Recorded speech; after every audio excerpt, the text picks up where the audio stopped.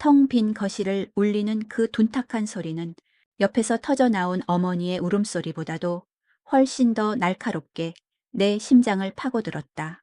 한평생 꼿꼿했던 사람, 하늘이 무너져도 혼자 버틸 수 있다며 큰소리치던 사람, 그런 나의 아버지가 지금 내 눈앞에서 무릎을 꿇고 있었다. 어머니는 이미 주저앉아 실성한 사람처럼 울부짖었고, 사업 실패로 모든 것을 날린 남동생은 고개를 푹 숙인 채 제 아비의 그림자 뒤에 숨어 있었다.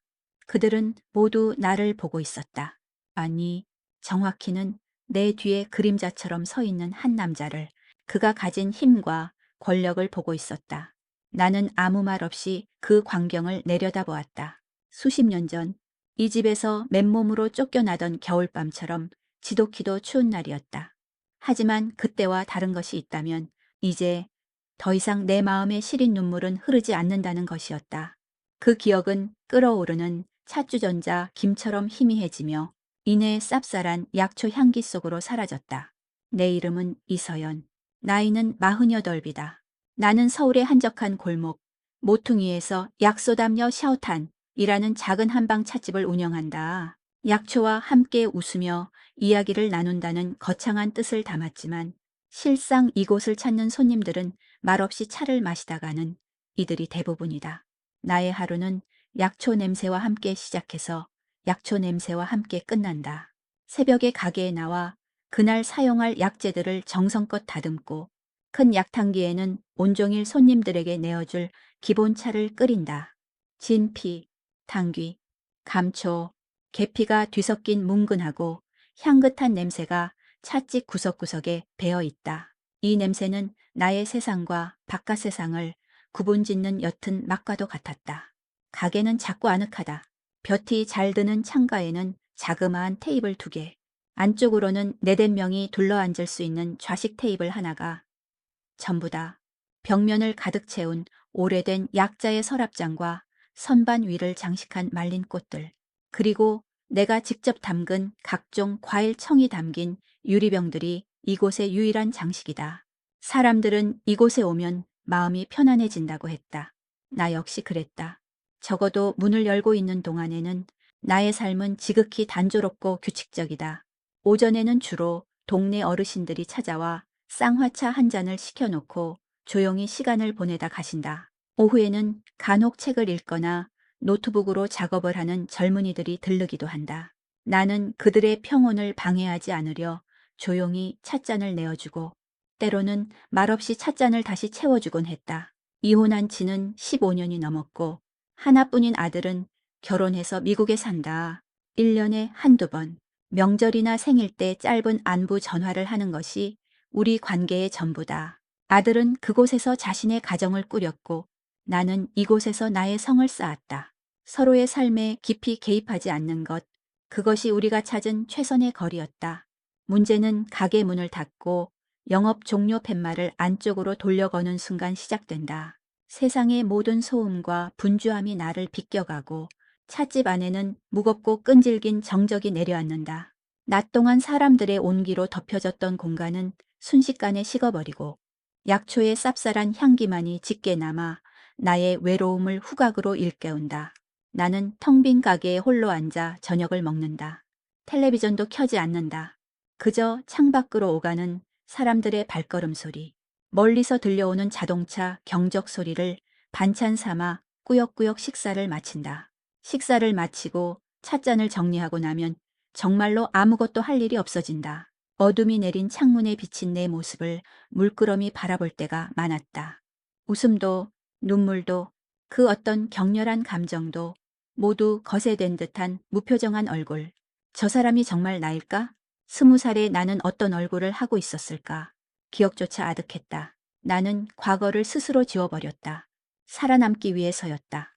버림받은 기억, 배고팠던 기억, 세상의 끝에 홀로 서 있던 기억을 붙들고서는 단 하루도 온전히 살 수 없었기 때문이다. 그래서 나는 약초에 파고들었다. 흙냄새와 풀냄새가 나는 것들, 시간과 정성을 들인 만큼 정직한 결과를 내어주는 그것들에게 내 모든 것을 쏟아부었다. 그것들은 나를 배신하지 않았다. 덕분에 나는 작은 가게를 얻었고 누구에게도 아쉬운 소리 하지 않고 살아갈 수 있게 되었다.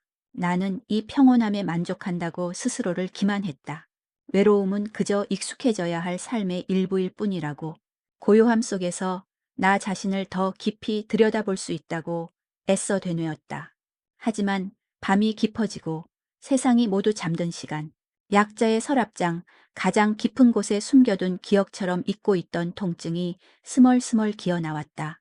누군가와 따뜻한 눈을 맞추고 시시콜콜한 이야기를 나누고 온기가 있는 저녁을 함께 먹고 싶다는 원초적인 욕망. 나는 그 욕망을 경멸하면서도 동시에 갈망했다. 사람에게 받은 상처는 또 다른 사람으로 치유될 수 있다는 말을 나는 믿지 않았다. 한 번 부서진 신뢰는 다시 붙지 않는다는 것을 뼈저리게 배웠기 때문이다. 그래서 나는 오늘도 가게 문을 닫고 세상과 나 사이에 단단한 빗장을 걸었다. 내일 아침이 오면 또다시 약초를 다듬고 차를 끓이고 무표정한 얼굴로 손님들을 맞이할 것이다. 이 성 안에서 나는 안전했다. 적어도 그날 지독한 폭우가 쏟아지던 그 밤, 다튀기 직전에 가게 문을 거칠게 열고 한 남자가 들어오기 전까지는 그랬다. 그해 여름은 유난히 비가 잦았다. 장마는 끝났다고 했지만 하늘은 시시때때로 구멍이 뚫린 듯 미련을 쏟아냈다. 그날 밤도 그랬다. 마치 세상의 모든 슬픔을 한꺼번에 토해내려는 듯 거센 비바람이 낡은 찻집의 창문을 세차게 두드렸다. 나는 마지막 남은 손님을 배웅하고 나무로 된 영업 종료 팻말을 문 안쪽에 걸었다. 이 시간이 되면 늘 그렇듯 세상과 나 사이에 투명한 벽이 세워지는 기분이었다. 찻잔들을 씻어 건조대에 엎어놓고 바닥에 떨어진 마른 차십들을 쓸어내며 하루를 정리했다. 창밖에서는 후두둑거리는 빗소리와 간간이 어둠을 가르는 자동차 불빛만이 이 작은 가게가 세상과 연결되어 있음을 알려줄 뿐이었다. 모든 정리를 마치고 가게의 작은 쪽방에서 끓인 라면으로 늦은 저녁을 해결하려던 참이었다. 그때였다. 닫힌 문이 세차게 흔들리며 딸랑 하는 마른 종소리가 울렸다. 깜짝 놀라 돌아본 문틈으로 물에 흠뻑 젖은 한 남자가 비틀거리며 들어섰다. 고급스러운 회색 정장은 물을 먹어 축 처져 있었고 잘 빗어 넘긴 머리카락은 이마 위로 어지럽게 흘러내리고 있었다.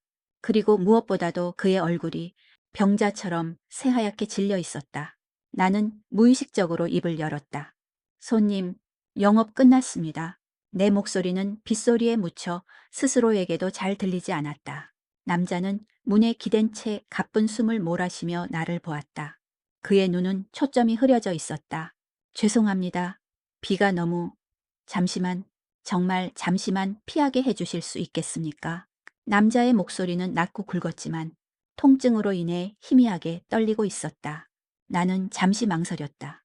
낯선 남자를 그것도 한밤중에 가게 안으로 들이는 것은 내 평소의 원칙에 어긋나는 일이었다.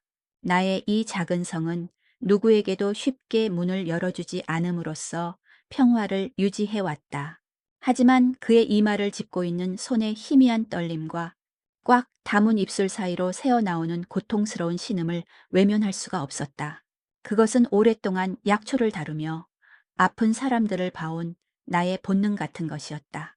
나는 대답 대신 고갯짓으로 그에게 안쪽 자리를 권했다. 남자는 고맙다는 말도 잊은 채 휘청거리며 가장 가까운 의자에 거의 쓰러지듯 주저앉았다. 그는 깊게 눌러 쓴 가죽 가방을 옆에 내려놓고는 두 손으로 관자놀이를 꾹 눌렀다. 어둠 속에서도 그의 미간에 깊게 파인 주름이 보였다. 나는 아무 말 없이 약자의 서랍장으로 향했다. 망설일 필요도 없었다. 머리를 맑게 하고 신경을 안정시키는 데는 국화주화만 한 것이 없었다. 나는 잘 말린 노란 감국 몇 송이와 마음을 편안하게 해주는 대추 다자오 2알, 그리고 막힌 기운을 풀어주는 박하보 흡잎을 조금 꺼내 찻잔에 담았다. 뜨거운 물을 붓자 은은하고 청량한 향기가 순식간에 가게 안에 눅눅한 공기를 밀어냈다. 김이 모락모락 피어나는 찻잔을 쟁반에 받쳐 그에게 조용히 내밀었다. 남자는 고개를 들어 나를 잠시 바라보았다. 그의 눈동자는 짙고 깊었지만 그 안에는 경계심 대신 짙은 피로와 고통이 어려 있었다. 그는 말없이 찻잔을 받아 들었다. 뜨거운 온기가 손바닥에 전해지자 잔뜩 긴장해 있던 그의 어깨가 아주 조금 누그러지는 것 같았다. 그는 천천히 차를 한 모금 마셨다. 그리고는 잠시 눈을 감았다. 향긋한 차의 기운이 온몸으로 퍼지는 것을 느끼는 듯했다. 가게 안에는 오직 창문을 때리는 빗소리와 남자가 차를 마시는 소리, 그리고 나의 침묵만이 존재했다. 나는 그저 카운터 뒤에 서서 묵묵히 그를 지켜볼 뿐이었다. 묻지 않았다. 어디가 아픈지, 무슨 일이 있는지, 때로는 묻지 않는 것이 가장 깊은 위로가 될 수 있다는 것을 나는 경험으로 알고 있었다. 차를 반쯤 마셨을까? 남자는 길고 깊은 한숨을 내쉬었다. 그 한숨과 함께 그의 온몸을 짓누르던 무언가가 함께 빠져나가는 듯했다. 그는 천천히 눈을 떴다. 아까보다 한결 편안해진 얼굴이었다. 고맙습니다. 그가 처음으로 건넨 제대로 된 문장이었다. 나는 그저 작게 고개를 끄덕였다. 마침 바깥의 빗줄기도 조금씩 잦아들고 있었다. 남자는 남은 차를 마저 마시고 자리에서 일어났다. 얼마입니까? 괜찮습니다. 어차피 남은 차시피였습니다. 아닙니다. 신세를 졌으니 받아주십시오. 그는 지갑을 꺼내려다 멈칫하더니 정장 안주머니에서 지폐 몇 장을 꺼내 테이블 위에 놓았다. 그리고는 가볍게 고개를 숙여 보인 뒤 언제 그랬냐는 듯 다시 반듯한 자세로 문을 열고 빗속으로 사라졌다. 딸랑 다시 종이 울리고 가게 안에는 또다시 나 혼자만 남았다. 나는 그가 앉았던 테이블로 다가갔다. 테이블 위에는 아직 온기가 남은 빈 찻잔과 함께 빳빳한 5만 원짜리 지폐 2장이 놓여 있었다. 차 값이라고 하기에는 터무니없이 큰 돈이었다. 나는 돈을 집어들고 잠시 망설이다. 계산기에 넣었다. 그리고 그가 남기고 간 젖은 발자국을 마른 걸레로 닦아냈다. 모든 것이 원래대로 돌아왔다. 하지만 무언가 달라져 있었다. 나의 고요한 성벽에 작지만 선명한 균열이 생긴 기분이었다. 나는 그날 밤 쉽사리 잠들지 못했다. 그날 밤의 일은 마치 한여름 밤의 꿈처럼 지나갔다. 며칠 동안 나의 찻집은 원래의 고요함을 되찾았고 모든 것은 제자리로 돌아온 듯했다. 나는 여전히 동이 트기 전에 가게에 나와 약재를 손질했고 단골 손님들은 약속이나 한 듯 익숙한 시간에 찾아와 말없이 차를 마시고 돌아갔다. 나는 흠뻑 젖은 발자국도 차값이라기엔 너무 큰 돈도 고통에 일그러졌던 한 남자의 얼굴도 모두 잊었다고 생각했다. 하지만 아니었다. 내 안에 무언가가 미세하게 변해 있었다. 문에 달린 작은 종이 딸랑하고 울릴 때마다 나는 나도 모르게 고개를 들어 문 쪽을 바라보았다. 혹시 그 사람이 아닐까 하는 부질없는 기대를 품었다가 이내 스스로를 비웃으며 다시 하던 일에 집중하곤 했다. 그런 내 모습이 낯설고 성가셨다. 수십 년간 굳건히 닫아두었던 마음에 누군가 작은 돌멩이 하나를 던지고 간 기분이었다. 파문은 쉬이 가라앉지 않았다. 사건이 있고 나서 나흘째 되던 날 오후였다. 마침 가게 안은 텅 비어 있었고 나는 창가에 앉아 새로 들어온 약초에 관한 책을 읽고 있었다. 따스한 햇살이 나무 바닥 위로 길게 늘어져 가게 안은 평화롭고 나른했다. 딸랑 다시 종이 울렸다. 나는 습관처럼 고개를 들었다. 그리고 그 자리에 멈췄다. 그 남자였다. 하지만 그날 밤에 초라하고 고통스러워 보이던 모습은 온데간데 없었다. 흠잡을 데 없이 잘 다려진 짙은 남색 정장, 단정하게 빗어 넘긴 머리, 반짝이는 구두. 그는 잡지에서 막 걸어 나온 성공한 기업가처럼 당당하고 빈틈없는 모습이었다. 그의 존재감만으로 이 작고 소박한 찻집의 공기가 무겁게 내려앉는 듯했다. 그는 가게 안을 천천히 둘러보더니 곧장 카운터 앞에 서 있는 내게로 다가왔다. 안녕하십니까. 며칠 전 밤에 신세를 졌던 사람입니다. 정중하고 차분한 목소리였다. 나는 들고 있던 책을 조용히 내려놓았다. 기억하고 있습니다. 몸은 괜찮으신지요? 덕분에요. 그는 희미하게 미소를 지었다. 하지만 그 미소는 어쩐지 그의 얼굴에 어울리지 않는 옷처럼 보였다. 그는 품 안에서 명함 지갑을 꺼내 내 앞으로 정중하게 명함 한 장을 내밀었다. 정식으로 인사드리는 것이 예의일 것 같아서요. 강지훈이라고 합니다. 나는 명함을 받아 들었다. 태하건설 회장 강지훈. TV뉴스나 신문 경제면에서나 보던 이름이었다. 대한민국을 대표하는 건설사의 총수. 심장이 쿵 하고 내려앉았다. 올 것이 왔구나. 나의 평화로운 일상은 여기까지구나. 내 머릿속에서 경고등이 요란하게 울리기 시작했다. 저는 그저 평범한 찻집 주인일 뿐입니다. 회장님께서 이렇게 직접 찾아오실 것까지는. 서연 선생님. 그가 내 말을 부드럽게 끊으며 나를 불렀다. 선생님이라는 호칭에 나는 순간 할 말을 잃었다. 제게는 지난 몇 년간 그날 밤처럼 깊이 잠들었던 적이 없습니다. 최고의 병원, 최고의 의사들도 제 병을 고치지 못했습니다.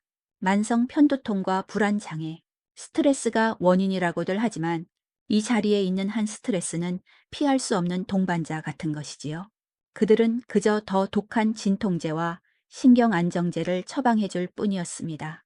그의 목소리는 담담했지만 그 안에는 오랜 시간 고통받아온 사람의 깊은 절망감이 배어 있었다.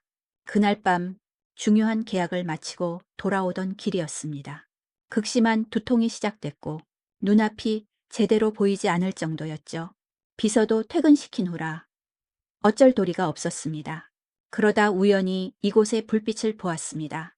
그리고 선생님께서 주신 그 차 한 잔이 제가 지난 몇 년간 먹은 어떤 약보다도 효과가 좋았습니다. 그는 나를 똑바로 바라보았다. 그의 깊은 눈동자는 그날 밤 보았던 연약함과 절박함이 다시 어리고 있었다. 그래서 염치불구하고 다시 찾아왔습니다. 부디 저를 도와주십시오. 그것은 명령이나 제안이 아니었다. 지푸라기라도 잡고 싶은 사람의 간절한 부탁이었다. 나는 그의 눈을 피하며 마른 입술을 적셨다. 두려웠다. 그의 병을 고칠 수 있을지 없을지에 대한 두려움이 아니었다. 그의 세계에 발을 들이는 것이 다시 한번 누군가의 필요에 의해 내 삶이 흔들리는 것이 두려웠다. 가족에게조차 철저히 이용당하고 버려졌던 과거의 상처가 소금물처럼 쓰리게 밀려왔다. 이 남자 또한 결국엔 나를 이용하려는 것뿐일지도 모른다. 그의 고통이 진실이라 한들 그 끝에 내가 받을 상처를 감당할 자신이 없었다. 나는 단호하게 고개를 저었다. 회장님, 저는 의사가 아닙니다. 그저 대대로 내려오는 방법으로 차를 끓일 뿐인 평범한 찻집 주인입니다. 그날은 그저 우연이었을 겁니다. 회장님의 몸 상태와 제가 드린 차의 성분이 운 좋게 맞아떨어졌을 뿐이겠지요. 제가 도울 수 있는 일이 아닙니다. 나는 의식적으로 회장님과 평범한 찻집 주인이라는 단어를 사용하며 그와 나 사이에 선을 그었다. 내 대답을 들은 그의 눈에 스쳐 지나가는 실망의 빛을 나는 보았다. 하지만 그는 더 이상 강요하지 않았다. 그는 오히려 이해한다는 듯 작게 고개를 끄덕였다. 알겠습니다. 제가 너무 무리한 부탁을 드렸나 봅니다. 폐를 끼쳤다면 용서하십시오. 그는 카운터 위에 놓인 자신의 명함을 내 쪽으로 조금 더 밀어 넣었다. 혹시라도 마음이 바뀌시면 연락 주십시오. 어떤 조건이든 맞춰드리겠습니다. 그는 짧게 목례를 하고 돌아섰다. 그가 가게를 나가자 그를 따라 들어왔던 무거운 공기도 함께 빠져나가는 듯했다. 나는 그제야 참고 있던 숨을 길게 내쉬었다. 잘한 일이라고, 현명한 선택이었다고 스스로에게 말했다. 하지만 심장은 미친 듯이 뛰고 있었고 손끝은 차갑게 식어 있었다. 나는 카운터 위에 덩그러니 남겨진 명함을 내려다보았다. 고급스러운 종이 위에 금박으로 새겨진 강지훈이라는 이름 석자. 그것은 내가 평생을 도망쳐온 복잡하고 위험한 세상을 향한 초대장처럼 보였다. 내가 스스로 쌓아 올린 이 고요한 성이 실은 나를 가두고 있던 감옥이었을지도 모른다는 생각이 처음으로 들었다. 강지훈 회장이 남기고 간 명함은 내 약자의 서랍장 가장 구석진 곳에 처박혔다. 보이지 않으면 생각도 나지 않을 것이라 믿었다. 나는 다시 나의 일상으로, 나의 성안으로 돌아가려 애썼다. 하지만 그의 마지막 눈빛에 담겨있던 실망과 체념의 그림자가 자꾸만 눈앞에 어른거렸다. 나는 정말 현명한 선택을 한 것일까? 아니면 또다시 세상을 향한 문을 스스로 걸어 잠근 겁쟁이일 뿐이었을까. 이틀이 지났다. 여느 때처럼 가게 문을 열고 손님 맞을 준비를 하고 있을 때 익숙한 종소리가 울렸다. 그였다. 나는 순간 심장이 덜컥 내려앉았다. 또다시 나를 설득하러 온 것일까? 어떻게 거절해야 상처 주지 않고 그를 돌려보낼 수 있을까? 하지만 그는 내 예상과 전혀 다른 말을 건넸다. 오늘 추천해 주실 만한 차가 있습니까? 그의 얼굴에는 어떤 강요나 기대감도 없었다. 그는 그저 찻집에 차를 마시러 온 평범한 손님일 뿐이었다.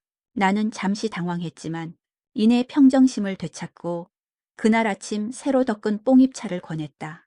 그는 창가 자리에 조용히 앉아 신문을 읽으며 차를 마셨다. 30분 남짓 시간이 흘렀을까? 그는 조용히 일어나 계산을 하고 가게를 나섰다. 그날 그는 자신의 병에 대해 단 한마디도 꺼내지 않았다. 그것이 시작이었다. 그는 이틀에 한 번 혹은 사흘에 한 번꼴로 찻집을 찾아왔다. 언제나 같은 시간, 가게가 가장 한산한 오후 2시쯤이었다. 그는 더 이상 내게 도움을 요청하지 않았다. 그저 나의 추천을 받아 차를 마시고 책을 읽거나 창밖을 바라보다가 조용히 돌아갔다. 처음에는 경계심을 풀지 못했다. 이것이 그의 또 다른 전략일지도 모른다고 생각했다. 하지만 시간이 흐르면서 그의 꾸준하고 묵묵한 방문 속에서 어떤 진심 같은 것을 느끼기 시작했다. 그는 나의 시간을, 나의 공간을 존중해주고 있었다. 그의 존재는 더 이상 나의 평화를 위협하는 침입이 아니라 조용한 일상에 스며든 잔잔한 배경음악처럼 느껴지기 시작했다. 우리의 대화는 언제나 차차에서 시작되었다. 이 작설차는 향이 참 깊군요. 봄비가 내린 직후에 딴 첫 잎이라. 그렇습니다. 이 국화는 직접 말리신 겁니까? 네. 강화돼서 무농약으로 키운 것을 구해왔습니다. 그러던 어느 비 오는 날 오후였다. 그날따라 가게 안은 유난히 어둡고 조용했다. 그는 내가 권한 따뜻한 생강계피차를 마시고 있었다. 그는 한참 동안 말없이 창밖을 보더니 문득 나지막한 목소리로 입을 열었다. 이런 날이면 죽은 제 아내가 생각납니다. 나는 대답 없이 그를 바라보았다. 그는 쓴웃음을 지으며 말을 이었다. 그 사람은 비 오는 날 창가에 앉아 뜨거운 차를 마시는 걸 참 좋아했습니다. 자기는 몸이 차서 이렇게 속을 덮여줘야 한다면서요. 아마 살아있었다면 이 찻집의 단골이 되었을 겁니다. 그의 목소리에는 과시적인 슬픔이 없었다. 그저 오래된 사진첩을 들춰보듯 담담하게 추억을 이야기할 뿐이었다. 나는 그 순간 깨달았다. 그가 나에게 보여주고 있는 것은 대한민국 굴지의 재벌 총수 강지훈의 모습이 아니라 아내를 잃은 한 남자의 쓸쓸한 민낯이라는 것을. 그의 이야기는 나의 가장 깊은 곳에 얼어붙어 있던 무언가를 건드렸다. 나는 나도 모르게 입을 열고 있었다. 어릴 적에 감기에 걸리면 어머니께서 항상 배숙을 만들어 주셨습니다. 달고 따뜻해서 그걸 먹고 나면 아픈 것도 잊어버리곤 했죠. 내 입에서 어머니라는 단어가 나온 것은 몇십 년 만인지 몰랐다. 그 말을 뱉고 난 뒤 나 스스로도 놀라 잠시 말을 잇지 못했다. 그는 더 이상 묻지 않았다. 그저 조용히 고개를 끄덕이며 내 이야기를 들어주었다. 그 침묵 속에서 우리는 처음으로 각자의 외로움을 아주 조금씩 나누어 가졌다. 그날 이후 우리의 대화는 조금씩 깊어졌다. 그는 사업의 어려움이나 성공에 대해 말하지 않았다. 대신 주말에 혼자 등산을 했던 이야기, 아들이 어릴 적에 좋아했던 음식 이야기 같은 소소한 일상들을 꺼내놓았다. 나 역시 약초에 대한 이야기, 찻집을 운영하며 만났던 소소한 인연들에 대해 이야기하며 조금씩 마음의 빗장을 풀었다. 그러던 어느 날 그는 유난히 지쳐 보이는 얼굴로 가게에 들어섰다. 완벽하게 차려입은 모습이었지만 나는 그의 눈 밑에 드리워진 짙은 그늘을 보았다. 그날 그는 아무 말 없이 내가 내어준 연잎차만 마셨다. 그의 침묵은 평소와 달리 무겁게 가라앉아 있었다. 그가 자리에서 일어나 계산을 하려 할 때 나는 결심했다. 더 이상 이 남자의 고통을 외면할 수 없었다. 그의 꾸준함과 진심이 내가 수십 년간 쌓아온 불신의 벽을 마침내 허물어뜨린 것이다. 나는 계산을 하려던 그의 손을 조용히 막았다. 회장님, 그가 의아한 눈으로 나를 바라보았다. 나는 심호흡을 한번 하고 그의 눈을 똑바로 보며 말했다. 제가 한번 도와드려 보겠습니다. 그의 눈이 순간 크게 흔들렸다. 나는 차분하게 말을 이었다. 하지만 조건이 있습니다. 저는 의사가 아닙니다. 그러니 이것을 치료라고 생각하지 마십시오. 그저 흐트러진 몸과 마음의 균형을 되찾는 과정이라고 여겨주십시오. 완치를 약속드릴 수도 언제까지라고 기한을 정해드릴 수도 없습니다. 내 말이 끝나자 그의 얼굴에 천천히 안도와 감사의 빛이 번져나갔다. 그것은 세상을 다 가진 남자의 오만한 미소가 아니었다. 오랫동안 어둠 속을 헤매던 사람이 마침내 한 줄기 빛을 발견했을 때의 그런 표정이었다. 그는 낮고 진심 어린 목소리로 대답했다. 감사합니다. 선생님, 그것만으로도 충분합니다. 그 순간 호 회장님과 찻집 주인이라는 딱딱한 이름표가 떨어져 나가고 선생님과 그의 앞에 선 한 사람만이 남았다. 우리의 진짜 이야기는 바로 그날 그 찻잔의 온기 속에서 비로소 시작되고 있었다. 나의 치료는 거창한 의술이 아니었다. 그것은 관찰과 경청에서 시작되었다. 나는 매일 그의 안색과 목소리, 걸음걸이, 그리고 그가 무심코 내뱉는 한숨의 깊이까지 살폈다. 그의 몸이 보내는 미세한 신호들에 귀를 기울였고 그의 마음에 쌓인 보이지 않는 응어리들을 짐작했다. 나는 그의 상태에 맞춰 매일 다른 차를 끓였다. 머리가 무거운 날에는 혈액순환을 돕는 청홍추한 총과 당귀당 구이를, 가슴이 답답하고 불안한 날에는 마음을 진정시키는 복령푸링과 산조인수한 자오렌을 더했다. 단순히 약재를 섞는 것이 아니었다. 그날의 날씨와 습도, 그리고 그의 감정 상태까지 고려한 나만의 방식이었다. 차를 내어줄 때는 항상 작은 종지에 꿀에 절인 호두나 직접 말린 곶감 몇 조각을 곁였다. 쓴 약초의 기운을 단맛으로 다스리라는 의미이기도 했고 그저 텅 빈 그의 속을 조금이나마 채워주고 싶은 마음이기도 했다. 그는 묵묵히 나의 처방을 따랐다. 처음에는 그저 환자로서의 의무감처럼 보였지만 시간이 지나면서 그의 태도는 달라졌다. 그는 내가 차를 우리는 모습을 흥미롭게 지켜보았고 약재의 이름과 효능에 대해 묻기 시작했다. 이것은 향이 참 독특하군요. 백단향입니다. 흐트러진 기운을 한데 모아주는 역할을 하지요.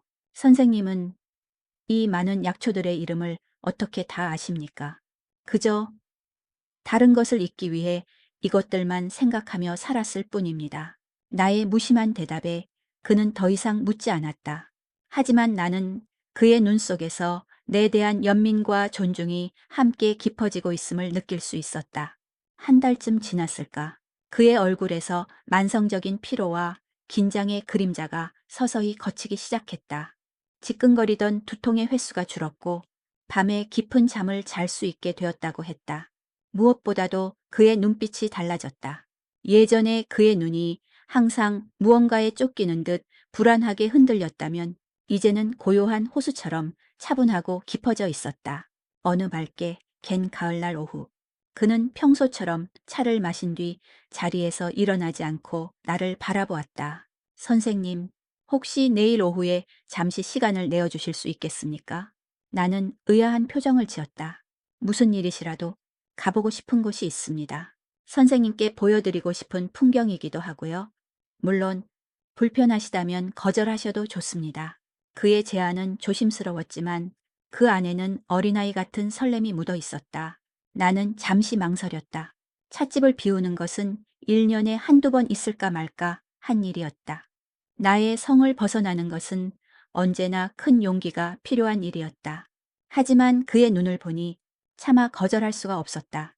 다음 날 오후 약속된 시간에 검은색 세단 한 대가 찻집 앞에 멈춰섰다. 운전기사가 정중하게 문을 열어주었지만 그는 직접 반대편 문을 열고 내리며 나를 맞았다. 그는 평소에 딱딱한 정장 대신 부드러운 질감의 남색 니트에 면바지를 입고 있었다. 훨씬 편안하고 부드러운 인상이었다. 차가 도착한 곳은 서울 근교의 한적한 곳에 위치한 커다란 화훼단지였다. 값비싼 난이나 분재를 파는 곳이 아니라 이름 모를 야생화와 허브, 작은 나무들을 키우는 소박한 곳이었다. 비닐하우스 안으로 들어서자 흙냄새와 싱그러운 풀냄새가 나의 코를 간질렸다. 제 아내가 살아있을 때 참 좋아했던 곳입니다. 그는 마치 안내자처럼 앞장서며 화초들의 이름을 하나하나 알려주었다. 이건 로즈마리입니다. 기억력을 좋게 해준다고 했었죠. 이건 라벤더고요. 향기를 맡고 있으면 잠이 잘 온다면서 침실에 항상 두었습니다. 그는 아내의 흔적이 남아있는 모든 것들을 소중하게 기억하고 있었다. 나는 그의 옆에서 말없이 걸으며 그의 이야기에 귀를 기울였다. 그 순간 그는 재벌 회장이 아니었다.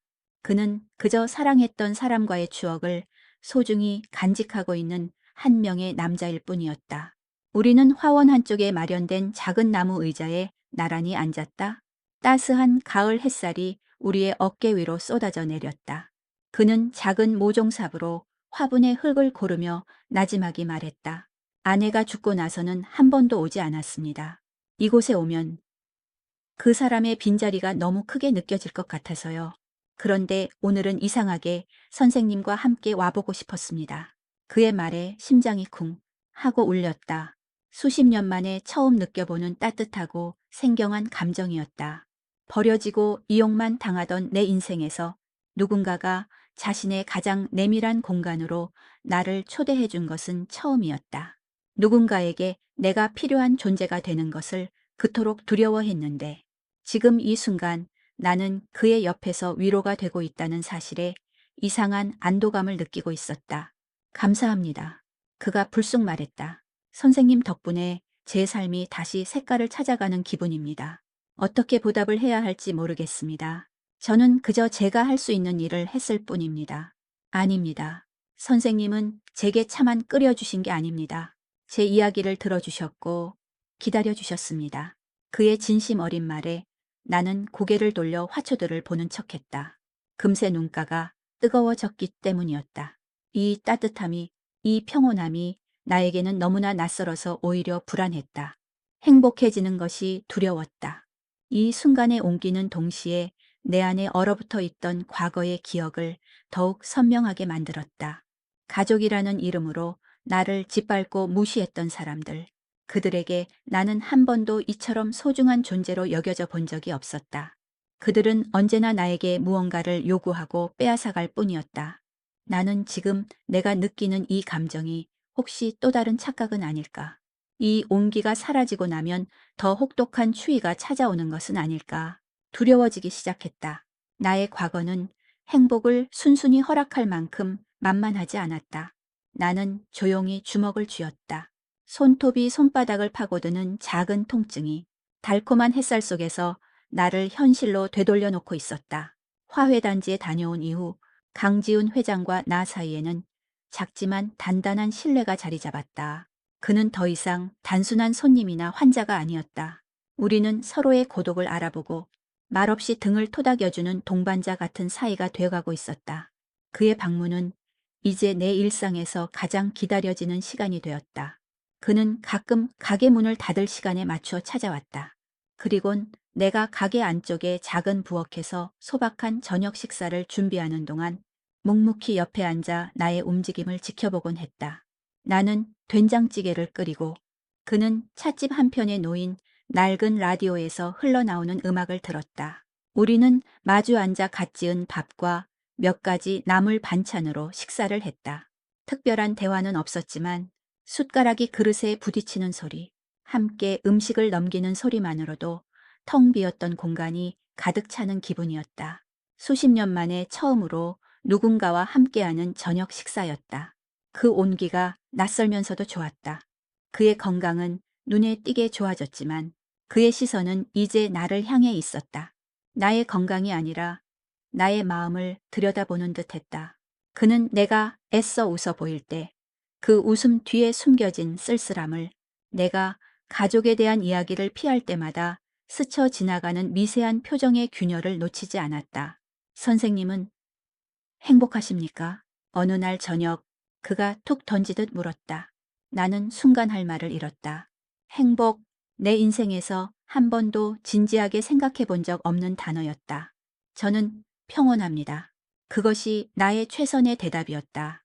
그는 더 묻지 않았지만 나는 그의 눈 속에서 나를 향한 깊은 염려를 읽을 수 있었다. 그 무렵 그는 자신의 비서를 통해 조용히 나의 과거에 대해 알아보았다. 나중에 들은 이야기지만 그는 나의 사적인 영역을 침범하는 것에 대해 깊이 고뇌했다고 한다. 하지만 나를 돕고 싶다는 마음이, 나의 상처를 이해하고 싶다는 마음이 더 컸다고 했다. 비서의 보고는 간단하고도 차가웠다. 20살, 집안의 빚보증 문제에 휘말려 모든 책임을 뒤집어 쓴 채 가족에게서 내쳐짐. 이후 가족과의 모든 연락이 두절된 상태. 그는 보고를 듣고 아무 말도 하지 않았다고 한다. 그저 오랫동안 사무실 창밖을 바라보며 깊은 생각에 잠겨 있었다고. 그는 내게 이 사실을 아는 척하지 않았다. 내가 스스로 마음을 열고 이야기해 줄 때까지 기다려주기로 결심했던 것이다. 그의 그 깊은 배려를 그때의 나는 알지 못했다. 한편 내가 애써 잊고 살았던 과거는 스스로 꿈틀거리며 수면 위로 올라올 준비를 하고 있었다. 나의 남동생 이태식은 작은 인쇄소를 운영하고 있었다. 아버지의 무모한 고집과 동생의 무능한 경영이 합쳐진 결과물이었다.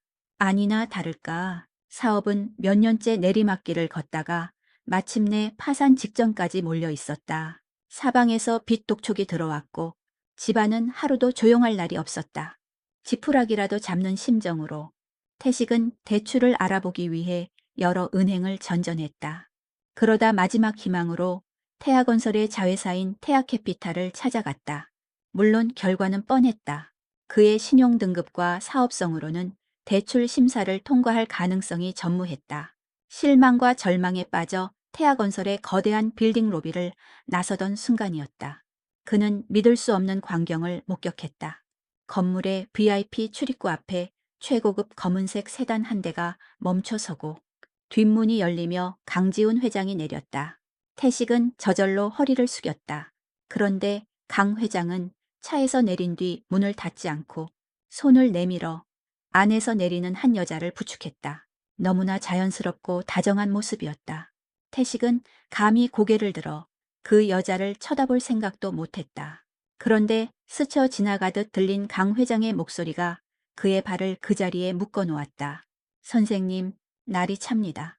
들어가시죠. 태식은 홀린 듯 천천히 고개를 들었다. 그리고 보았다. 대한민국에서 가장 높은 남자 중 한 명인 강지훈 회장의 극진한 보살핌을 받으며 차에서 내리는 여자. 세월의 흔적이 묻어 있었지만 한눈에 알아볼 수 있었다. 자신의 누나 이서연이었다. 태식의 머릿속이 하얗게 비었다. 가난과 실패에 찌들어 비참하게 살고 있을 것이라. 여겼던 누나, 온 가족이 애써 외면하고 없는 사람 취급했던 누나가 어떻게 저 자리에 저 사람과 함께 있는 것인가. 그의 머릿속은 수만 가지 질문으로 폭발할 것 같았다. 하지만 그 모든 질문을 누르고 단 하나의 생각이 번개처럼 그의 뇌리를 스치고 지나갔다. 기회, 이것은 하늘이 주신 기회다. 그는 대출 상담 약속도 잊어버린 채 미친 듯이 건물 밖으로 뛰쳐나와 집으로 향했다. 그날 저녁 우리 집안은 발칵 뒤집혔다. 태식의 말을 처음에는 아무도 믿지 않았다. 헛것을 본 것이라며 타박하던 어머니는 태식이 휴대폰으로 몰래 찍은 멀리서나마 흐릿하게 형체가 보이는 사진을 들이밀자 입을 다물었다. 사진 속에서 강지훈 회장과 나란히 서 있는 여자는 누가 봐도 이서연이었다. 세상에, 저것이 정말 서연이란 말이냐. 전연이 어떻게 강 회장을 만난 거지? 필시 늙은 호라비를 홀린 게 틀림없어. 이게 중요한 게 아니지. 이건 기회야. 아버지, 우리 회사를 살릴 수 있는, 우리 가족이 다시 일어설 수 있는 기회라고요. 그들의 대화 속에는 잃어버린 딸과 누나를 찾은 반가움이나 미안함 따위는 단 한 톨도 없었다. 오직 탐욕과 계산만이 번뜩일 뿐이었다. 그 시각, 나는 아무것도 모른 채 찻집을 정리하고 있었다. 그날은 강 회장이 다녀가지 않은 날이었지만 이상하게도 그의 빈자리가 허전하지 않았다. 내일이면 다시 올 것이라는 믿음이 있었기 때문일까. 나는 콧노래까지 흥얼거리며 마른 행주로 테이블을 닦았다. 내일 그가 오면 새로 들어온 황차를 대접해야겠다고 생각했다. 모든 정리를 마치고 가게에 불을 끄려던 순간이었다. 딸랑 닫힌 줄 알았던 가게 문이 열리며 차가운 밤 공기와 함께 누군가 들어섰다. 나는 의아하게 생각하며 고개를 돌렸다. 손님, 영업은? 나의 말은 끝을 맺지 못했다. 문 앞에 서 있는 남자, 걱정과 세월의 찌들어 모습은 많이 변했지만 수십 년 동안 내 악몽 속에 나타났던 바로 그 얼굴이었다. 나는 숨을 쉴 수가 없었다. 내 입술이 나도 모르게 희미하게 움직였다. 태시가 평온했던 나의 성이 소리 없이 무너져 내리고 있었다. 남동생이 내 가게에 발을 들여놓은 그 순간 시간은 과거로 역행하는 듯했다. 나는 20살, 맨발로 눈길을 헤매던 어린 내가 되어 그의 앞에 서 있었다. 그의 뒤로는 아버지의 매서운 눈빛과 어머니의 원망 섞인 울음소리가 환청처럼 들려왔다. 나는 뒷걸음질 치고 싶었지만 발이 바닥에 붙어버린 듯 꼼짝할 수 없었다. 태식은 어색하게 웃으며 가게 안으로 들어섰다. 그는 찻집을 한번 훑어보더니 측은하다는 듯한 표정을 지었다. 누나, 이런 데서 고생하고 있었구나. 진작 찾아보지 못해서 미안해. 그의 목소리에는 일말의 진심도 담겨 있지 않았다. 그것은 철저히 계산된 연기였다. 나는 그의 위선에 속이 메스꺼렸지만 아무 말도 할 수 없었다. 우선 앉아. 가게 문 닫았어. 가까스로 뱉어낸 내 목소리는 형편없이 갈라져 나왔다. 태식은 기다렸다는 듯 가장 편안해 보이는 의자의 자리를 잡고 앉았다. 나는 그에게 물 한 잔조차 내어주고 싶지 않아. 카운터 뒤에 버티고 서 있었다. 어떻게 여길 알았어? 그게 사실은 우연히 누나를 봤어. 태아건설 앞에서 강지훈 회장이랑 같이 있던데 두 사람 아는 사이야. 그는 본론을 꺼냈다. 그의 눈이 탐욕으로 번뜩이는 것을 나는 똑똑히 보았다. 그는 내가 강 회장과 어떤 관계인지 그 관계를 통해 자신이 무엇을 얻어낼 수 있을지를 재고 있었다. 손님일 뿐이야. 나는 짧게 대답했다. 하지만 태식은 내 말을 믿지 않았다. 에이, 누나, 나한테까지 숨길 거 뭐 있어. 그냥 손님한테 그렇게까지 극진하게 대하는 회장이 어디 있어? 가족끼리 솔직해지자고. 사실 우리 집이 지금 좀 어려워. 가족. 그 단어가 비수처럼 날아와 내 가슴에 박혔다. 수십 년간 나를 없는 사람 취급하던 그들이 필요해지니 이제 와서 가족이란다. 역겨워서 토할 것 같았다. 너희 사정 내가 알 거 없어. 그리고 우리 가족 아니야. 너희가 먼저 나를 버렸잖아. 내 차가운 대답에 태식의 얼굴이 순간 굳어졌다. 하지만 그는 곧 능구렁이처럼 다시 웃는 낯을 했다. 누나, 옛날 일은 다 잊어버려. 그때는 우리도 다 어리고 철이 없었잖아. 아버지도 그 일 평생을 후회하고 계셔. 누나 얘기만 나오면 눈시울부터 불키신다고. 그의 뻔뻔한 거짓말에 실소가 터져 나왔다. 나는 더 이상 그와 말을 섞고 싶지 않았다. 용건 끝났으면 돌아가. 나 피곤해. 내가 단호하게 말하자. 태식은 더 이상 연기를 하는 것이 무의미하다고 판단했는지 본색을 드러냈다.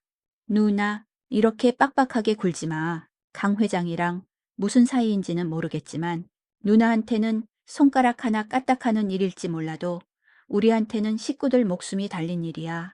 인쇄소 곧 망하게 생겼다고. 그게 나랑 무슨 상관인데? 상관이 왜 없어? 누나가 강 회장한테 말 한마디만 잘해주면 대출이든 투자든 뭐든 받을 수 있단 말이야. 그러면 아버지도 어머니도 나도 다 편하게 살 수 있어. 그는 당연하다는 듯 소리쳤다. 마치 내가 그들을 위해 희생하는 것이 마땅한 의무라도 되는 것처럼 그 순간 내 안에 억눌려 있던 분노가 마침내 폭발했다. 닥쳐. 얼음장처럼 차가운 내 목소리에 태식이 움찔하며 말을 멈췄다. 나는 카운터에서 걸어 나와 그의 앞에 섰다. 너희가 나한테 어떻게 했는데 이제 와서 나한테 도와달라고 빚더미에 앉게 되자 나한테 모든 걸 뒤집어 씌우고 한겨울에 나를 길바닥으로 내쫓은 게 누구였지. 단 한 번이라도 내가 밥은 먹고 다니는지, 어디서 잠은 자는지 궁금해한 적 있었어. 내가 죽었는지 살았는지조차 관심 없었잖아. 그런데 이제 와서 이제 와서 도와달라고. 나는 숨도 쉬지 않고 쏘아붙였다. 한마디 한마디 내뱉을 때마다 골마 터진 상처에서 검은 피가 쏟아져 나오는 기분이었다. 태식은 나의 기세에 눌려 아무 말도 하지 못했다. 돌아가. 그리고 다시는 내 앞에 나타나지 마. 아버지한테도 어머니한테도 똑똑히 전해. 나는 너희에게 해줄 수 있는 게 아무것도 없다고. 아니, 해주고 싶은 마음이 눈꽃만큼도 없다고. 나는 가게 문을 활짝 열고 밖을 가리켰다. 태식은 잠시 망설이다. 분노와 모멸감으로 일그러진 얼굴로 자리에서 일어났다. 두고 봐. 누나, 분명 후회하게 될 거야. 그는 악에 바친 저주를 남기고 가게를 뛰쳐나갔다. 문이 세차게 닫히고 딸랑 하는 종소리가 유난히 처량하게 울렸다. 나는 그 자리에 주저앉았다. 온몸에 힘이 빠져나갔다. 괜찮다고, 나는 이제 강해졌다고 생각했는데 아니었다. 그들은 여전히 나를 무너뜨릴 수 있는 유일한 사람들이었다. 눈물이 쏟아졌다. 서러워서도 분해서도 아니었다. 과거의 망령에서 벗어났다고 믿었던 내가 한심해서 흘리는 눈물이었다. 그로부터 며칠 뒤 이번에는 어머니가 찻집으로 찾아왔다. 태식과 달리 어머니는 처음부터 눈물로 호소했다. 곱게 늙었던 얼굴은 수심으로 가득했고 한때는 나를 야단치던 목소리는 애처롭게 떨리고 있었다. 서연아, 내 딸아, 엄마가 잘못했다. 다이 못난 애미 탓이다. 어머니는 나의 손을 잡고 통곡했다. 하지만 나는 그 눈물에 속지 않았다. 태식의 뻔뻔한 요구보다 어머니의 계산된 눈물이 나를 더 역겹게 만들었다. 그녀는 평생을 그렇게 살아온 사람이었다. 약한 자에게는 강하고 강한 자에게는 비굴하게 매달리는 나는 잡힌 손을 차갑게 뿌리쳤다. 그런 눈물로 저를 움직일 수 있을 거라 생각하지 마세요. 어머니. 내 입에서 나온 어머니라는 단어가 나 자신에게도 상처가 되었다. 돌아가세요. 그리고 다시는 가족이라는 이름으로 저를 찾지 마세요. 어머니는 충격을 받은 듯 나를 바라보더니 이내 악에 바친 목소리로 소리쳤다. 독한 년, 네가 어떻게 네 애미한테 이럴 수가 있어. 너 혼자 좋은 남자 만나서 팔 잡히니까 이 집안은 망하든 말든 상관없다는 거지. 결국 그들의 본심은 똑같았다. 그들에게 나는 여전히 그들의 이익을 위한 도구일 뿐이었다. 나는 더 이상 대꾸하지 않았다. 그들의 추악한 민낯을 마주하는 것만으로도 영혼이 달아 없어지는 기분이었다. 어머니는 한참을 더 악을 쓰며 나를 저주하다가 지쳐서 돌아갔다. 그들이 다녀간 후 나의 찻집은 더 이상 평온한 성이 아니었다. 그들이 남기고 간 탐욕과 저주의 기운이 가게 구석구석에 스며들어 나를 질식시킬 것만 같았다. 나는 며칠 동안 가게 문을 닫았다. 강지훈 회장에게는 몸이 좋지 않다는 짧은 문자 메시지만을 남긴 채였다. 나는 다시 깊고 어두운 동굴 속으로 숨어 들어갔다. 내가 가게 문을 닫은 지 사흘째 되던 날이었다. 나는 찻집 안쪽의 작은 방에 틀어박혀 밖으로 한 발짝도 나가지 않았다. 세상의 모든 소음으로부터 나를 격리시켰다. 전화기는 꺼두었고 창문에는 두꺼운 커튼을 쳤다. 약초의 향기마저 역겹게 느껴져 나는 아무것도 하지 않고 그저 어둠 속에 누워 있었다. 과거라는 이름의 늪이 다시 나의 발목을 잡고 깊은 곳으로 끌어당기는 기분이었다. 그때였다. 닫힌 가게 문을 누군가 조심스럽게 두드리는 소리가 들렸다. 나는 무시했다. 남동생이나 어머니가 또 찾아온 것이라 생각했다. 하지만 노크 소리는 끈질기게 이어졌다. 재촉하지도 화를 내지도 않는 그저 그 자리에 내가 있다는 것을 알려주는 듯한 차분하고 일정한 소리였다. 한참이 지났을까. 노크 소리가 멎고 대신 주머니 속에서 진동이 울렸다. 켜두었던 강지훈 회장의 번호만 알림이 울리도록 설정해둔 전화기였다. 나는 망설이다가 전화를 받지 않았다. 무슨 말을 해야 할지 몰랐다. 잠시 후 짧은 문자 메시지가 도착했다. 선생님, 문 밖에 있습니다. 괜찮으신지 얼굴만이라도 보여주십시오. 그의 메시지를 본 순간 나를 짓누르던 무력감의 둑이 와르르 무너져 내렸다. 나는 비틀거리며 일어나 현관으로 향했다. 문을 열자 걱정이 가득한 얼굴에 그가 서 있었다. 며칠 사이 수척해진 내 모습을 본 그의 미간이 깊게 구겨졌다. 선생님, 대체 무슨 일이십니까? 그의 낮은 목소리를 듣는 순간 나는 아이처럼 울음을 터뜨리고 말았다. 수십 년간 단 한 번도 누구에게도 보인 적 없었던 약한 모습이었다. 그는 아무 말 없이 나를 가게 안으로 이끌고 문을 닫았다. 그는 어둠 속에 불을 켜는 대신 그저 내 옆에 의자에 조용히 앉아 내가 울음을 그칠 때까지 기다려 주었다. 한참을 울고 나서야 나는 띄엄띄엄 모든 것을 털어놓았다. 동생이 찾아왔던 일, 어머니가 찾아와 눈물로 호소했던 일, 그들의 뻔뻔한 요구와 변하지 않은 이기심, 그리고 내가 왜 그토록 가족이라는 존재를 두려워하는지, 20살 겨울에 겪어야 했던 끔찍한 배신에 대해서도 모두 이야기했다. 그것은 고백이라기보다 정화에 가까운 절규였다. 그는 내내 아무 말 없이 나의 이야기를 들어주었다. 비난하지도 섣부른 위로를 건네지도 않았다. 그저 묵묵히 나의 모든 아픔을 자신의 온몸으로 받아내고 있었다. 내가 모든 이야기를 마치고 탈진한 듯 숨을 몰아쉴 때 그가 조용히 입을 열었다. 이제 괜찮습니다. 선생님은 이제 혼자가 아닙니다. 그는 나의 어깨를 감싸 안았다. 크고 따뜻한 손이었다. 숨는 것은 답이 아닙니다. 그렇게 해서는 평생 그들의 그림자에서 벗어날 수 없습니다. 한 번은 정면으로 부딪혀야 합니다. 선생님의 방식대로, 선생님의 목소리로요. 그리고 제가 곁에 있겠습니다. 선생님의 싸움을 대신 싸워주지는 않겠지만 가장 든든한 방패가 되어드리겠습니다.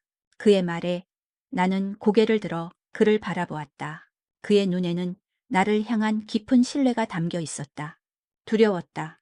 하지만 그의 눈을 보고 있자니 나도 모르는 용기가 아주 조금 생겨나는 것 같았다. 나는 떨리는 목소리로 대답했다. 그렇게 할게요. 다음 날 강지훈 회장의 비서를 통해 나의 가족들에게 공식적인 만남을 제안하는 연락이 갔다. 장소는 나의 찻집도 그들의 집도 아닌 태아건설 빌딩의 가장 높은 층에 있는 조용한 회의실이었다. 그들 스스로 걸어 들어오게 만들어야 했다. 나의 세계가 아닌 힘의 논리가 지배하는 세계로.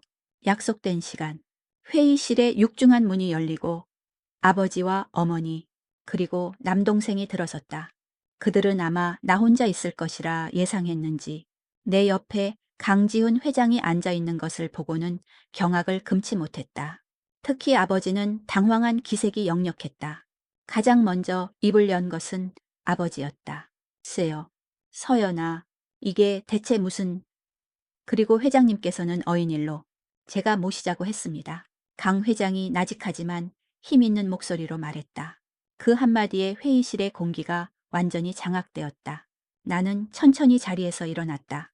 더 이상 떨리지 않았다. 오늘 여러분을 보자고 한 것은 부탁을 들어주기 위함도 용서를 하기 위함도 아닙니다. 마지막으로 제 입장을 분명히 전하기 위해서입니다. 나는 가장 먼저 아버지를 바라보았다. 아버지, 태식이가 그러더군요. 아버지가 저를 내쫓은 것을 평생 후회하셨다고. 하지만 제 기억 속의 아버지는 오늘부터 너는 내 딸이 아니다. 이 집에서 네 이름은 없는 것이다. 라고 매몰차게 소리치시던 분입니다. 후회라는 단어는 그런 분께는 어울리지 않습니다. 다음은 어머니였다. 어머니. 어머니의 눈물은 항상 어머니 자신을 위한 것이었죠. 제가 길바닥에 나앉았을 때도 지금 아들의 회사가 망하게 되었을 때도 말입니다. 그때나 지금이나 변함이 없으시군요. 마지막으로 나는 남동생을 보았다. 그리고 너, 태시가 네가 말하는 가족이라는 건 필요할 때만 쓰는 편리한 도구일 뿐이지 너희는 나를 가족으로 여긴 적이 단 한순간도 없어. 그러니 이제 그 역겨운 단어는 입에 담지 마. 가족들은 아무 말도 하지 못했다. 충격과 분노, 모멸감이 뒤섞인 얼굴로 나를 쳐다볼 뿐이었다. 나는 마지막으로 하고 싶었던 말을 꺼냈다. 저는 오늘 사과를 받으러 온 것이 아닙니다. 여러분의 사과는 제게 아무런 가치가 없기 때문입니다. 저는 오늘 더 이상 제 인생에 관여하지 말라는 마지막 통보를 하러 온 겁니다. 오늘 이 시간부로 우리는 완벽한 타인입니다. 다시는 찾아오지도 연락하지도 마십시오. 나는 내 할 말을 모두 마쳤다. 속이 후련했다. 수십 년간 나를 짓누르던 무거운 돌덩이가 마침내 부서져 내리는 기분이었다. 나는 자리에 앉아 있는 그들을 더 이상 쳐다보지도 않고 돌아섰다. 강지훈 회장이 말없이 일어나 나를 따라 나섰다. 그가 회의실 문을 닫기 전 나는 얼핏 들었다. 아버지가 내뱉는 나지막한 탄식 소리를. 회의실을 나와 긴 복도를 걷는 동안 우리는 아무 말도 하지 않았다. 하지만 나는 내 옆에서 걷고 있는 그의 존재가 얼마나 큰 힘이 되는지를 온몸으로 느끼고 있었다. 나는 희생자가 아니었다. 나는 마침내 살아남은 생존자가 되었다. 가족들과의 마지막 만남 이후 내 삶에는 기적 같은 평화가 찾아왔다. 수십 년간 나를 짓눌러 왔던 거대한 바위가 사라진 듯 숨을 쉬는 것조차 가볍게 느껴졌다. 나는 며칠 만에 다시 찻집 문을 열었다. 이상하게도 예전에는 그저 고독한 나의 성처럼 느껴졌던 이 공간이 이제는 따스하고 아늑한 나의 진짜 집처럼 느껴졌다. 약초의 향기는 더 이상 나의 슬픔을 가리는 장막이 아니라 나의 평온한 일상을 채우는 향기로운 배경이 되었다. 강지훈 회장과의 관계는 더욱 깊어졌다. 그는 더 이상 환자가 아니었고 나 또한 더 이상 치료사가 아니었다. 우리는 서로의 상처를 보듬고 남은 인생의 길을 함께 걸어갈 동반자가 되었다. 그는 여전히 찻집을 찾아왔지만 이제는 내가 차를 내어주기만 하는 것이 아니라 나란히 앉아 함께 마셨다. 우리는 주말에 함께 가까운 산을 오르기도 했고 저녁에는 문 닫은 찻집에서 함께 라디오를 들으며 소박한 식사를 했다. 웃는 법을 잊었던 나는 다시 웃기 시작했다.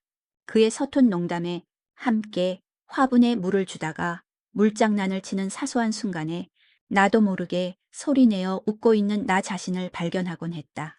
그는 그런 나를 볼 때마다 세상에서 가장 소중한 것을 보는 듯한 눈빛으로 나를 바라보았다. 나는 행복했다.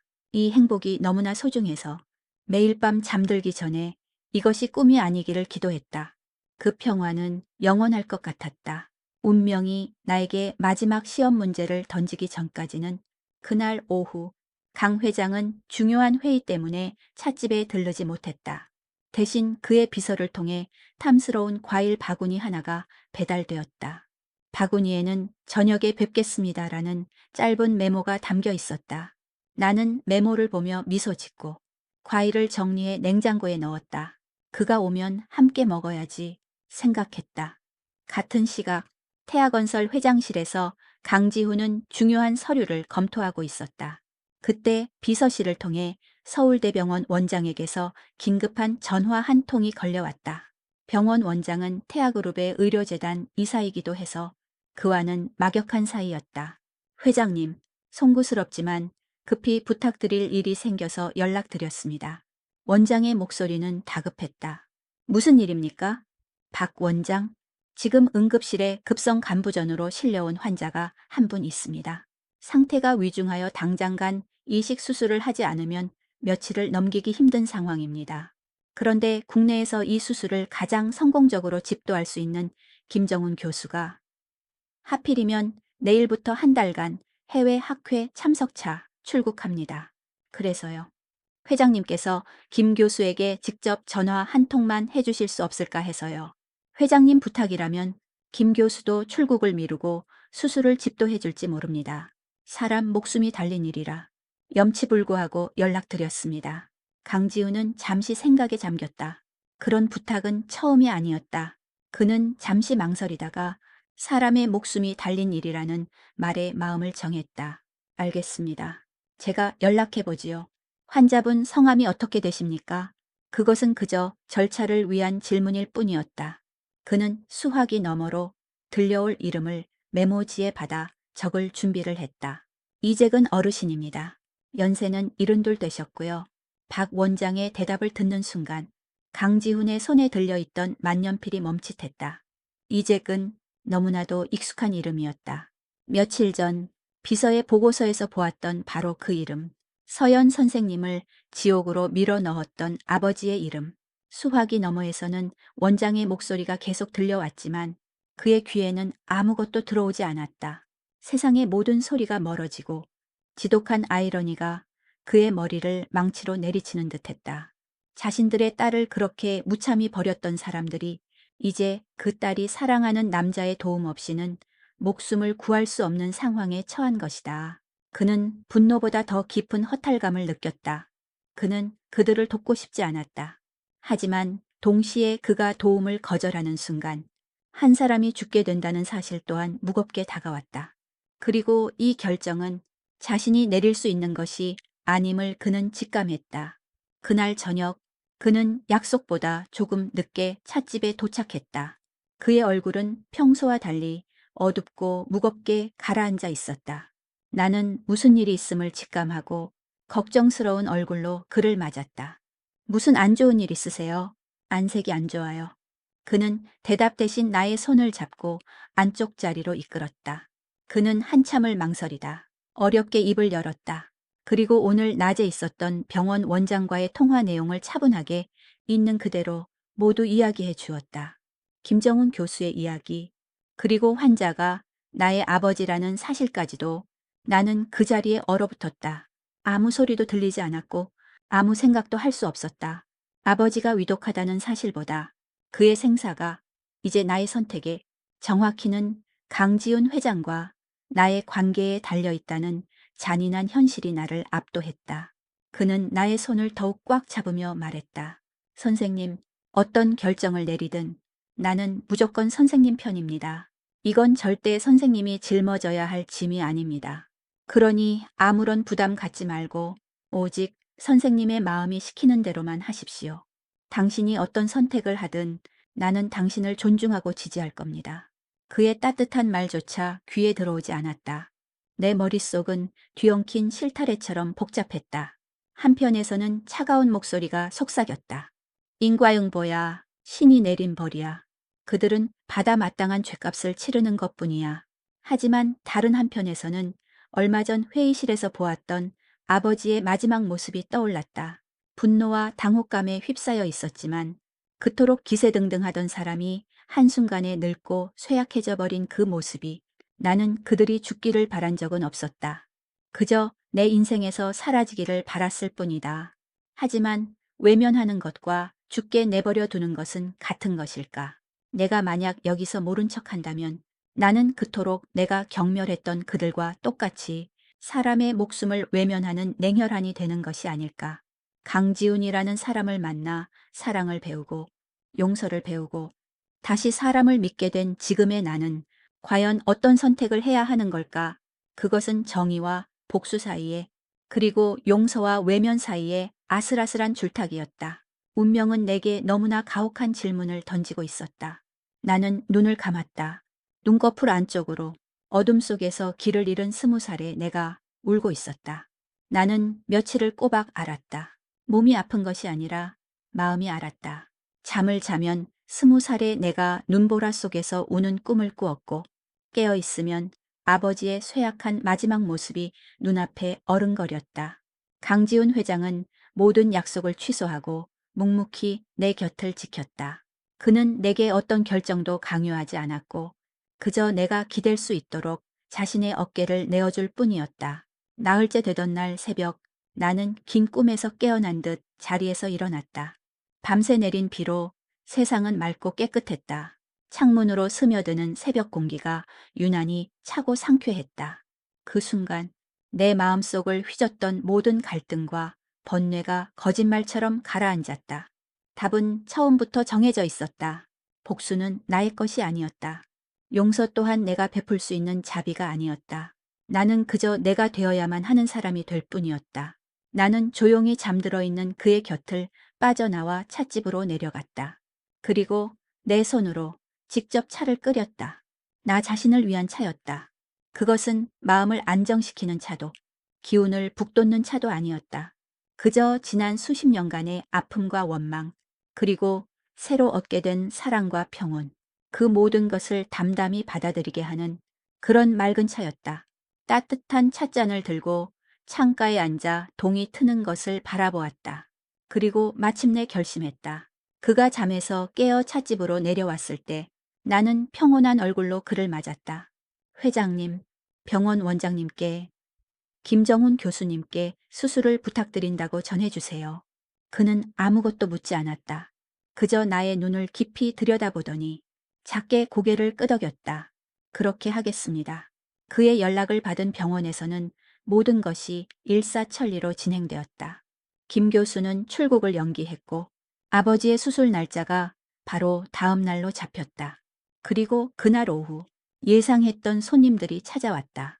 이번에는 어머니와 남동생뿐만이 아니었다. 아버지를 대신해 회사를 이끌고 있던 작은 아버지까지 함께였다. 그들은 마치 약속이나 한 듯 찻집 문을 열고 들어오자마자 내 앞에 무릎을 꿇었다. 아버지의 무릎이 차가운 대리석 바닥에 닿았다. 텅 빈 거실을 울리는 그 둔탁한 소리는 옆에서 터져나온 어머니의 울음소리보다도 훨씬 더 날카롭게 내 심장을 파고들었다. 이야기는 처음으로 돌아와 있었다. 하지만 나는 더 이상 과거의 내가 아니었다. 나는 그들을 내려다보았다. 경멸이나 분노가 아닌 아주 낯선 감정으로.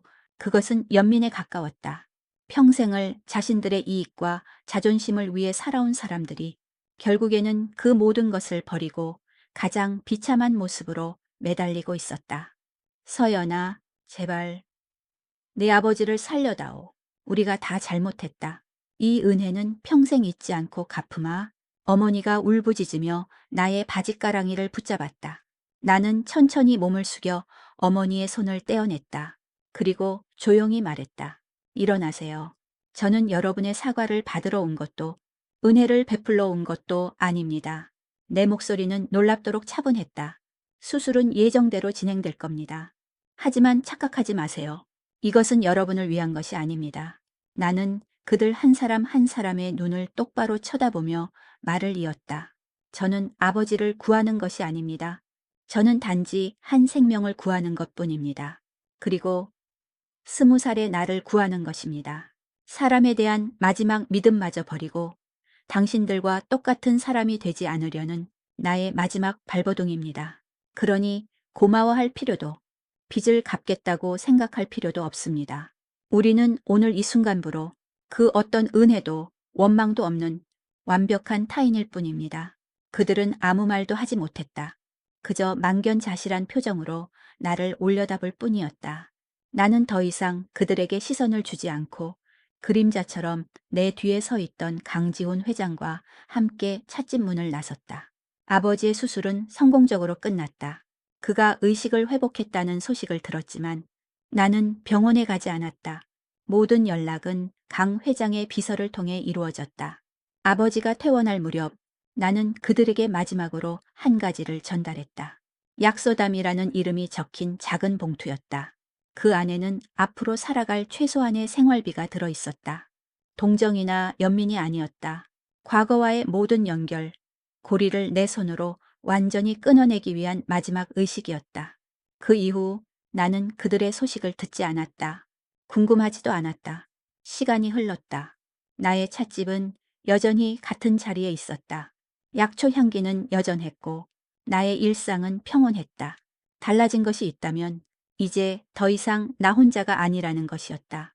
어느 볕 좋은 오후, 나와 강지훈 회장은 찻집 앞 작은 툇마루에 나란히 앉아 있었다. 나는 그의 어깨에 기댄 채 새로 들어온 국화차를 마시고 있었다. 그는 내 머리카락을 부드럽게 쓰다듬으며 나지막이 물었다. 후회하지 않습니까? 나는 고개를 들어 그를 바라보았다. 그의 눈에는 여전히 나를 향한 염려와 사랑이 가득했다.